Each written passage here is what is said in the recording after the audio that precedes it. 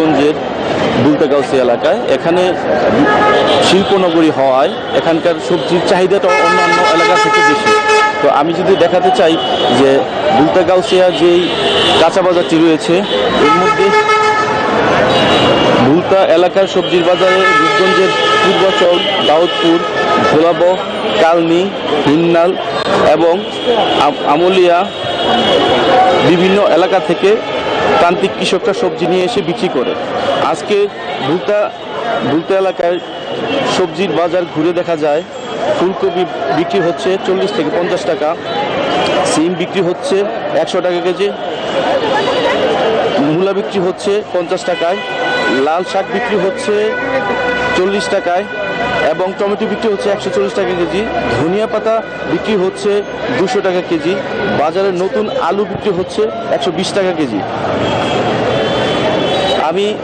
আমি সরাসরি জানতে চাইব এখানকার ক্রেতা আসলে আপনারা বাজার মূল্য কেমন দেখছেন? ধন্যবাদ নিউজ 24 টেলিভিশনকে। গত সপ্তাহের তুলনায় এই সপ্তাহে বাজার মূল্যটা একটু বেশি মনে হচ্ছে। তবে আসলে এই বছর তো অনেক বৃষ্টি হয়েছে, এই কারণে কৃষকদের ফসলের অনেক ক্ষতি হয়েছে। হ্যাঁ, যাই হোক, এখন মোটামুটি একটু কিছুটা বেশি হলেও মোটামুটি সস্তি হয়েছে। তবে সস্তার দাম অনেক বেশি।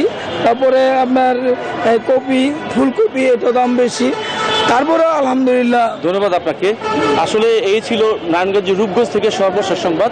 মোহাম্মদ আলম হোসেন, নিউজ 24। আমি চলে যাব বেনাপুলে।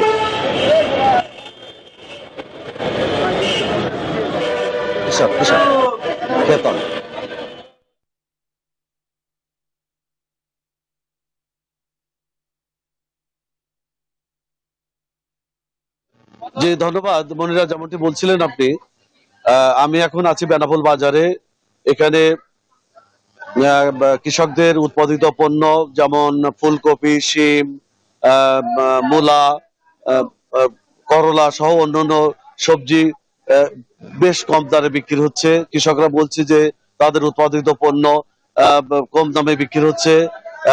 গত কয়েকদিনে বৃষ্টির কারণে মালামালের দাম অনেক কমে গেছে এবং তারা আর্থিকভাবে মারাত্মক ক্ষতিগ্রস্ত হচ্ছে। এখন মালের উৎপাদন বেশি থাকায় বাজারে এই জিনিসের দাম অনেক কম। এখন করলা মাত্র 20 টাকা কেজি, মূলা 15-16 টাকা কেজি, লাউ 10 টাকা পিস, ফুলকপি 40 টাকা কেজি, এইভাবে শিম 50 টাকার মধ্যে সব ধরনের পাওয়া যাচ্ছে। আমরা বিভিন্ন কৃষকের সাথে বিভিন্ন কথা বলেছি। কৃষকরা জানিয়েছে আসলে তাদের উৎপাদিত পণ্য দাম অনেক কম, তারা বেশ ক্ষতি করছে। আচ্ছা, আমরা ফিরে যাচ্ছি স্টুডিওতে। মনিরা, ধন্যবাদ মাহবুব ও আলম আপনাদের।